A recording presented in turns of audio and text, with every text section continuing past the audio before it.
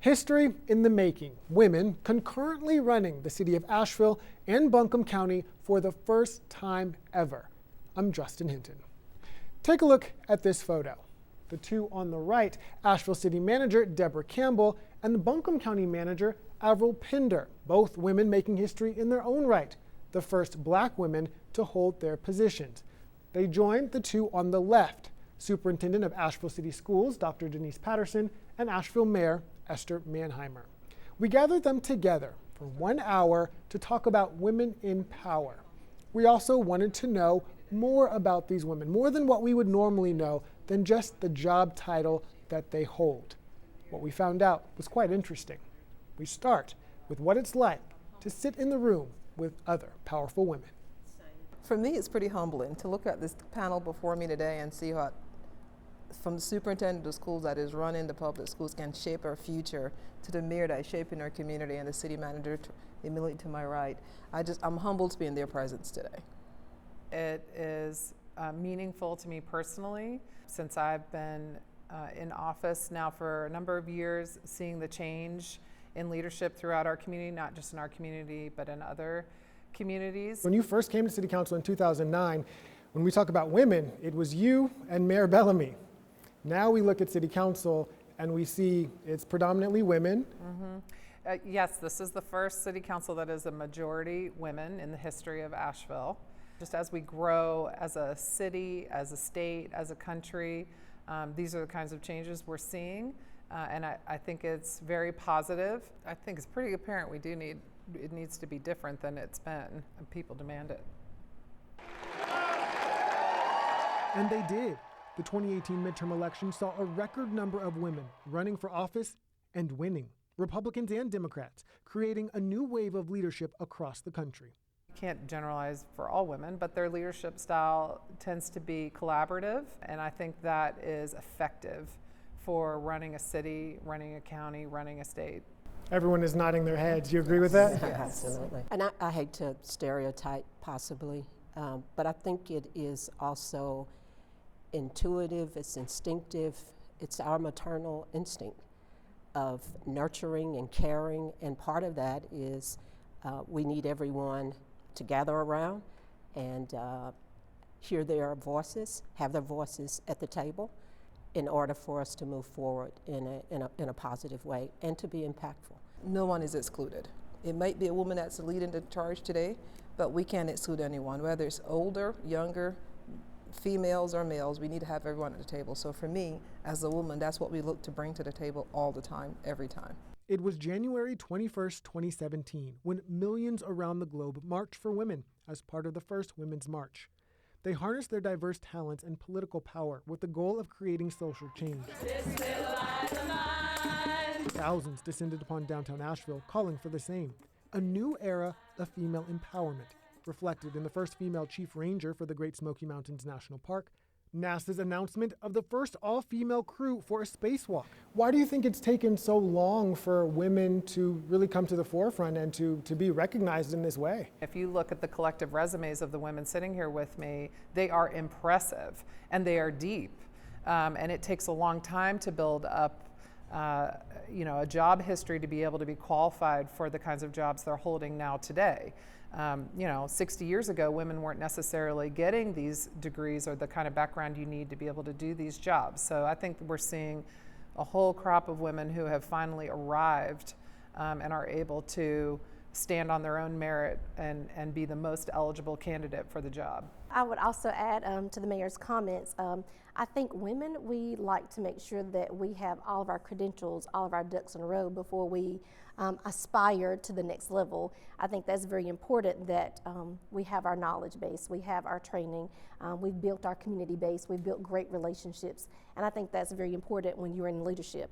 And to also be a reflective learner and leader and an organized learner and leader. And I like that leadership in all of my students as well. Want them to be the dynamic people that we have aspired to be, so want them to show and know that there are good leaders and role models for them to aspire to one day. I'm curious what you all were like when you were little girls. What were your dreams? What did you want to be? And is this it? I'm living my dream. I'm in education. I always wanted to be a teacher. I knew that the moment I entered Miss Hogue's preschool classroom. I was her assistant at age 4. I have never done anything that the other kids did.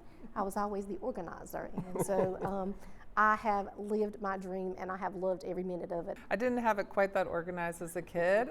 I had a lot of fun as a kid and liked to ride my dirt bike and play with my friends and play tag and kick the can. And I didn't really spend a lot of time thinking about what I wanted to be when I grew up until I got to college. I think I'm living my dream in a different way than I anticipated. I always took care of everybody and made sure everybody was happy, and kind of deferred my own happiness, I guess, in a way, because I just wanted to make sure everybody else was happy. And so I believe, living my dream of having the opportunity to truly impact the lives of people in Asheville. Avril, you grew up in Barbados. Correct. What was that like? In Barbados, it was all about family. You knew everyone on your street, no one was a stranger, and now I go back to visit, and some of the old folks there were, oh, we're so proud of you, and that has helped to encourage me along the way. So I enjoyed growing up in Barbados. Did you ever think that being a leader would land you in Buncombe County, North Carolina? Not in my wildest dreams, no. Yeah. Who do you all have or see as your mentors in life that you still talk to today? My mom is a big inspiration for me. My grandmother inspired me a lot as well. She was a woman who had style, and what impressed me about her is that, you know, those trucks that you change the gears right here, she could do that, but at the same time she could walk in church and she could be the woman of the hour. And so I like that dynamic about my grandmother. One of my mentors, Harry Jones, he was a former county manager in Mecklenburg County. He's deceased now, but he's actually the reason that I wear Western boots. He mentored me about comfort. He also mentored me about applying for a position that I said, you know, as a female African American, I will never get this job. And he told me, literally, if you do not apply for this position, and I don't know if this is going to be on air, but I'm going to say it anyway. He said, I'm going to kick your ass. So I applied for the position, and I got the position. What that taught me a lot was about not ever doubting myself. So Harry was very influential, but mostly my oldest sister, who's also deceased, raised me, my other 4 brothers. She was the epitome of compassion, strength, dedication, humility, and she was absolutely beautiful. Deborah, you're Asheville's first black city manager and the first woman to hold the position permanently. Avril, you're the first black Buncombe County manager. What does that mean to both of you? We'll start with you, Deborah. It's extremely humbling to get this opportunity. Worked hard to get here, and I think I earned it. But what is more meaningful than being the first is when older African American women look at me and give me that nod of approval. It's unbelievably rewarding. So it means a lot for me personally, but I think it means a lot for the African American community. To the young girls in school that can look up to see I have someone I can achieve to, that's what it means to me. So I need to be a role model. I need to live my life that they can emulate. So it's more than me. It really is much bigger than me. How can I help bring them along? How can I reach back to that community, whether it's a little girl from Barbados or a little girl from Asheville? How can I help them to see and to aspire to be better than they are today? Do you anticipate any challenges? It's a loaded question, right? Next question. Yeah, but that just is the nature of public service, is that it is challenging. It's the nature of the position, but it's also why we're so passionate about being in this field, that it is challenging, that intellectually we grow, I think emotionally and spiritually we grow. So it's not bad that this is going to be challenging. And then you're the first, you're charting a path. So obviously there's going to be obstacles in your way. But I believe with the support that you mentioned, when you see others in the community that are welcoming you, we know that we have that support. So yes, there'll be obstacles, but I feel that we've prepared ourselves well enough. We're in a business that we can't please everyone. Our job is to serve the public, and since you can't please everyone, you're going to get some negatives along the way. But I feel that the support is overwhelmingly so, and you see it everywhere you go. Everywhere I've been in this community so far. So welcome, glad you're here. Thank you for being here. So I feel even if you have negatives, the support is going to outweigh that, and you get to keep moving. And it's not just support from this current community. I reached out to a gentleman that you may know named Chris Coudray, the new Hanover County Manager, your former boss. Asked him to share a couple of words about you, and so he had a lot. So I'll just read just a couple about the great qualities he says you possess. He says, your aptitude to lead and coach your employees to be successful, you have that. He said that you're determined to find solutions to issues. You lead with compassion and innovation. Hearing those things from him, how does that make you feel? I would agree. Ditto. Yes, ditto. So I've worked with Chris for 11 years and 6 as his assistant or deputy manager. And that's the one thing he consistently said, is developing people. When we had a hard task, he would say, this is yours to go fix. And I'm always looking for the solution. Deborah, you came from Charlotte, and I know one of the most challenging things I would expect that you had to deal with are some of those riots that followed the Keith Scott shooting. What did you learn from that, and what was your role in that in seeing the city of Charlotte? It was fairly complicated in terms of the community's response to the concerns of that shooting. My role as a liaison, a bridge between the community and the elected officials, was to make sure that elected officials heard the concerns of the community, but also to communicate to the community that elected officials heard you. And they did that through crafting a letter to the community.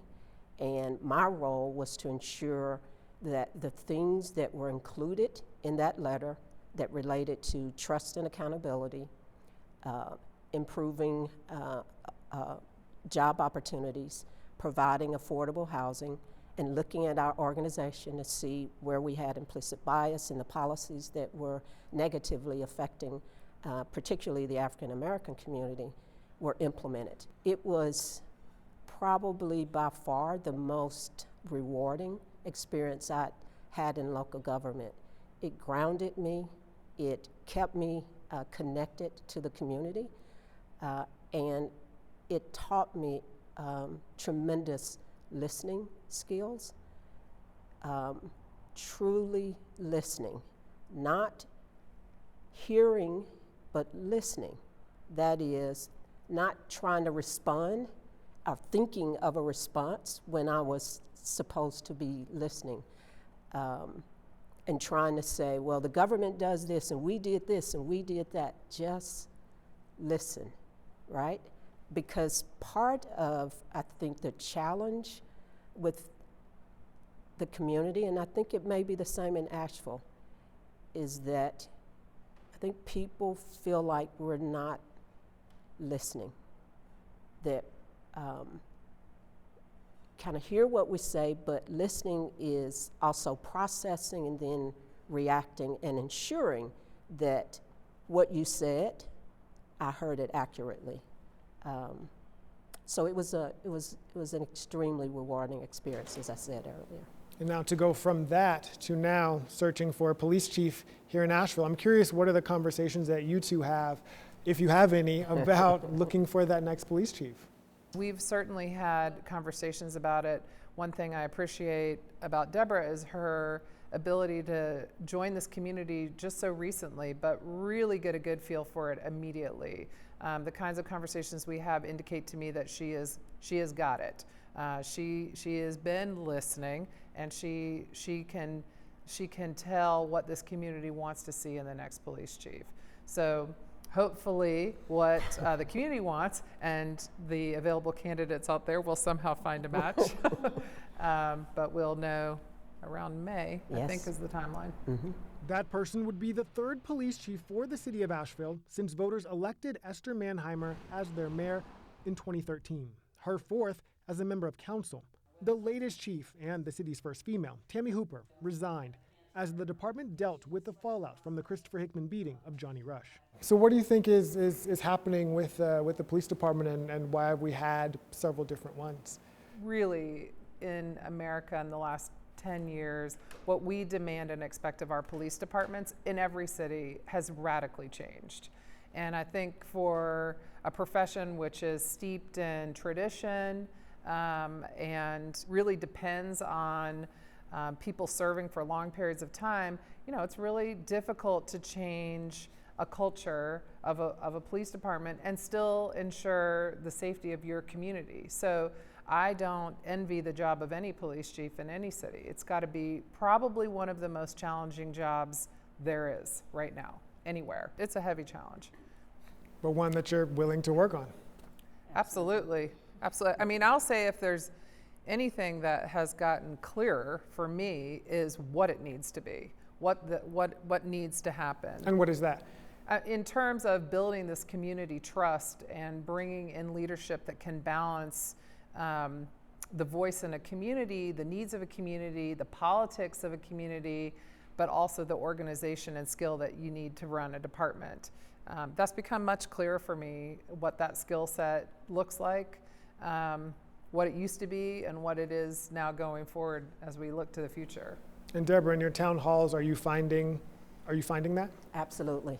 I think what I'm hearing mostly is we just need someone who's compassionate, who understands that there are a range of different type of people in our community, and I would say that they want someone that they can trust. This leader has their best interests as well as their officers' best interests at heart, and that they will serve not as an independent department like the police department, but they will serve as a member of the City of Asheville team, and that they represent local government, and that they are supporting a initiative that the city has, not the police department independently. And I think that's where we've gotten in a lot of trouble, of thinking that the police department's major goal is law enforcement. It's community building, the same as all of us. I mean, that's what we do as public servants. We build community. And that's what we've been hearing. They want the police to be more of a partner than an adversary. There are times when you get phone calls that you probably don't want to hear. And one of those being the domestic violence shooting that happened in 2018, in April of 2018. And you sent out a letter that said, "It is with great sadness that I share with you that last night there was a tragic incident involving 5 siblings from Asheville City Schools, 2 students from Isaac Dixon Elementary School, 1 student from Asheville Middle School, 1 student from Asheville High School, and a former Asheville Middle School student were tragically involved in a shooting. We later learned that 2 of those students would die." When you get that phone call, what is the first thing that goes through your mind? Well, first of all, that's not something that you learn in school. You are not prepared for that, I don't think, at any time in life. I was at a workshop when I did receive that call. I just happened to be up checking email that late at night, and I saw on Twitter that that incident had occurred, and I didn't know that it was some of our students. You always hope that it's not. You don't want it to happen to anyone, certainly, but you certainly hope that it's not anyone that you would know or have had any connection with. And so in the middle of the night, when you're trying to reach out to people, trying to figure out, you know, is that ours? Who is it? And so you get the call, you get the names, and it just was the most disturbing call that I've ever taken in my whole life. And to find out that that type of tragedy impacted Asheville City Schools and the community as a whole, it was a deep feeling of sadness. And so that anniversary is coming around soon. But that is something that you could never be prepared for. But you do learn lessons from it once you are able to reflect on it and to think about what do you do in those situations. You certainly don't want it to happen again, but you just become prepared in a different way as a leader to receive news of any sort. And so that was certainly one of the biggest lessons that I learned as a first-year superintendent here in this area, to receive that news, to collaborate with lots of different people, but we also had the support of a lot of community members, leaders, school districts around our area, so we're very appreciative of that, but that was a hard lesson to learn, but certainly a sad situation, and my heart still goes out to those family members today. But when you have that support, it's got to be a special feeling. It is a very special feeling, and that is something that will always be near and dear to our hearts as we're moving through. I think that bonded us together as a community. It really made us come together and see our strength and to recognize that no matter what happens to us, regardless of what's going on, children are first, and we want them to be safe, we want them to be happy, but things happen and they do bring us together for a reason. These women are extremely busy. It took many tries to get them together for just 1 hour. And they're multifaceted too. So we had to have a little fun. And we found out quite a bit. For example, one has never learned how to ride a bike. Another was born in a former pig barn. One loves hamburgers, and another was crowned queen of the 5th grade. Think you know who's who? Well, you'll find out if you're right in just a bit. But first, we'll start with the topic of music. I gotta say, in our house, my husband's been listening to the Apple iTunes Top 100 since his birth year. It's been going on for weeks, and we're only in the 90s, and I gotta say, it's a real low right now. So I have a huge affinity for Christian hip hop. So, Like Lecrae? Yeah. I love the I know. Ghost. I know. Okay. All right. Okay, you guys are like leaving the Jewish girl off the call here. I'm like Christian hip hop. All right, yeah. You have to share with me. All right. You guys will have your meeting tonight. Maybe before the meeting, you can I've always share thought and we play. needed like hype music before a Yes, council we do. meeting. Yeah. We do. We need to. It's like a baseball player, right? When Right, you come right. in What's and you your sit down on the walkout dais. music? Yeah. That'd be amazing. I have mantras that I say in my head sometimes, but I don't have a go-to sound. What's the You don't need mantra? a mantra. Can we share one of those? He would never leave me nor forsake me. Yeah. So what can man do to me? You got it. I'm curious, what time does your alarm clock go off, and what do you do? We were just talking about We that sure on the way were, over yeah. here. Were you? Well, yours is Yeah. 5:30. 5:30. I'm up, going to work out. Deborah and I share a love of making sure we exercise and eat Daily. salads. We learned that about each other. But I brought, kale salad today, but she doesn't like it as much. You're not a kale fan? I'm not a kale fan. Not a big kale. I have mixed green. Yeah, she said that's decoration. That's rabbit food, right? All right, 5:30 for you. What about you, Esther? Well, I'm married to a school teacher who teaches in Buncombe County schools. So that alarm goes off for us at 5:45 usually. And I have to get my coffee and walk the dog. That's my job first thing in the morning. But we have 3 boys, and 2 of them are in the Asheville City School System, and one of them's going to Inca High School. So we're a split household. So everybody's got to get ready and get to the bus, or our middle son rides to school with his dad to go out to Inca High School. So this time change is, man, It's I don't know hard. about It's not you, easy. but, yeah, 5:45. 1 hour makes Dr. that. Patterson? Well, mine goes off several times. You hit the snooze button? Yeah. So it goes off at 5 o'clock, and I have this song that comes on. I have this gospel song that comes You on. got to tell us what the What the song wake is up now. song is? So I like to listen to Corinne Hawthorne, and it's her song, Won't He Do It? Yes, He Will. And so I have to meditate early in the morning because I need that thought process to know that whatever's going to happen throughout the day, that, I'm prepared and God is before me, and I will get that done. And then it goes off again at 5:30. And by that time, I have to get up and get ready because by 6 o'clock, it goes off again and people could be calling. So between 6 and 7, I'm trying to get ready, and the alarm has gone off like 3 times. So, and it goes off, it's a gospel song every time. So. Avril? I don't have an alarm. I just naturally get up at 5:30, and I'm like Dr. Patterson. I do the meditation first. So between 5:30 and 6:30 is meditation. It's just all about me at that point in time. I can't start my day without a solid breakfast. But breakfast for me is not healthy. It is full eggs. This is full toast.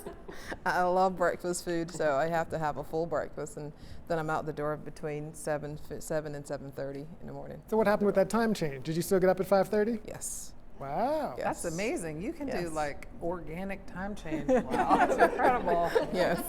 I'm impressed with all this meditation. Yes. I mean, I guess my dog walking is like my There you go. repose, Your but reflection. that's- And, yeah, and my okay. exercise is definitely Yeah, meditation. that's a reset it is, for me, it for is, sure. It is That's me your- and the world Yes. at that point in time.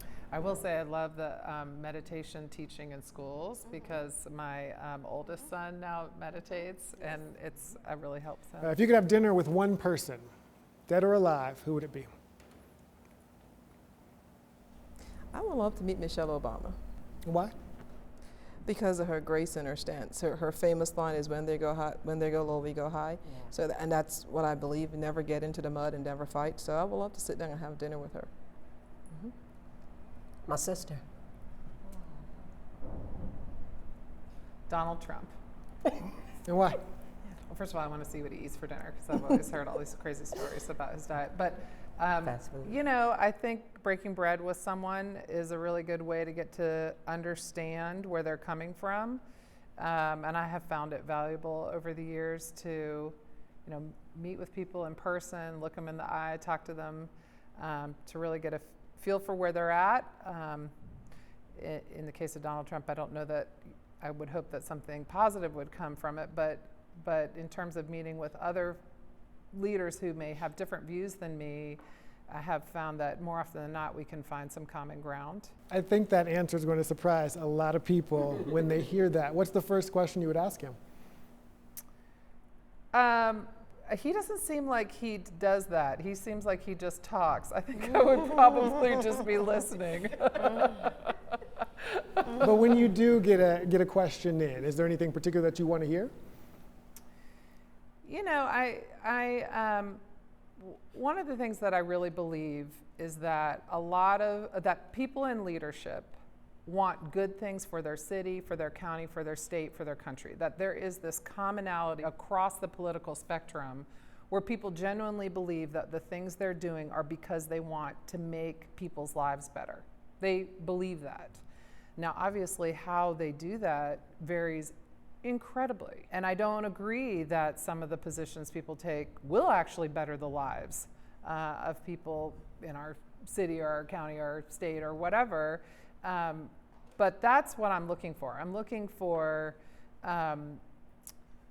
this confirmation that their motivation really is to better the lives of people, and then how they think that can be done and why.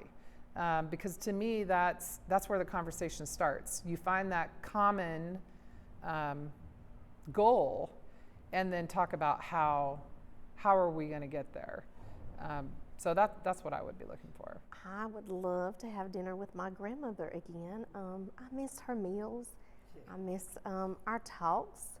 I miss everything about her. I think she was my biggest encourager, my biggest motivator, and so I sometimes need some of that spoiling from her. So I would love to have dinner again with my grandmother. What are you most proud of? What am I most proud of? About myself? Nobody asked me that question. I know.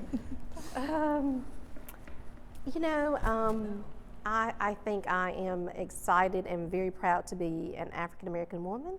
Although I am single, I have no children, I am proud that I can go to work each day, that I have the right mind, I have the right vision for myself, for this city, for our students. So I'm very proud of the person that I have become because I know that my mom is proud and I know my grandmother is proud. So I am proud to be the woman that they raised. Well, I am a mom of three, so I'm the most proud of my three boys. Oh. You knew we were coming to you. I know I had it first, you had time to think. Similar to Dr. Patterson, I'm proud of being from a lineage of strong women in particular, as well as just being a Campbell, being from that family, from that heritage of working hard, being grounded, being humble, being grateful, and being spiritual. They said it. But I'm proud of my boys. I have 2 sons and absolutely love them and proud of their accomplishments. I'm proud of my family. And she said the word lineage, and that was what was in my head. I am proud to stand here before you as my mother's child and my father's child. I'm the youngest of 8. And I touch base with every one of my siblings. We talk. I know what's in their lives. They know what's in mine. So I'm proud of that close-knit family. I wouldn't give that up for the world. Absolutely. Yeah. Is there a fun fact about you that most people don't know? That you want to share. Yeah. Good point. I was born in rural northern Denmark in a what was formerly a pig barn. Really? Yes. And I went back there in college and saw the actual barn in the room. Yeah. And what'd you think? I thought, wow, it's a good thing nothing went wrong. This is in the middle of nowhere. I was queen of my 5th grade class. Wow, that was a thing? Yeah. What does that mean? What did you do as queen? I had a king. So Subjects. and subjects. No, I don't You know. ruled if I had 5th subjects. grade. I ruled Yeah. 5th grade. We literally at Booker T. Washington Elementary, we had king and queen. And I was fortunate to be the queen in 5th grade. And was this voted upon by? Absolutely. It's an elected. No, it's an appointed queen. The teachers appointed you. Okay. Yeah. It's mostly for academics. Gotcha. Okay. I can't ride a bike. You cannot? I cannot ride a bike. Oh my gosh, she's revealing her secrets already. So yeah, so there you go. Well, That's the you're in fun Bike fact. City now. You might have to I learn. saw that, so I'm gonna have to learn. All right. You could just learn to ride an e-scooter. No, Mayor. Just kidding. Around Asheville. I just love juicy hamburgers where I'm from. Those are the best. And of all the delicatessens around here, the foods, I've Can't not. find the right hand. Yeah, that hamburger is just. So you're taking some found it. advice, some recommendations can be sent your way for the Sure, best send 'em my hamburger. way. I, Yes, send 'em yeah, my I way. picture I'm a lot still of waiting hamburgers for 'em. being delivered to your office. Now that they've all met and they've all learned a little bit about each other, I wanted to know what comes next. I'll leave you with final thoughts from the mayor. Say what you will, under our old management, there was a regular working relationship, and now that's all changed in terms of the who are the managers. So my hope is that the city and the county will continue to work together, and that these two will meet regularly, which I think they will, the chair and I can join you occasionally, which is how we had done it before, because there are opportunities where we need to be working together, and then there's opportunities where we can be working together, and we can look for those. So that, to me, is exciting. And with the school system, we recently had a joint city school board meeting with the city council and the school board, and we're just stronger working together. We're not strong when we're in silos. So it's exciting to me that we have a leadership team that's so synced up, because I think that's really positive for the community.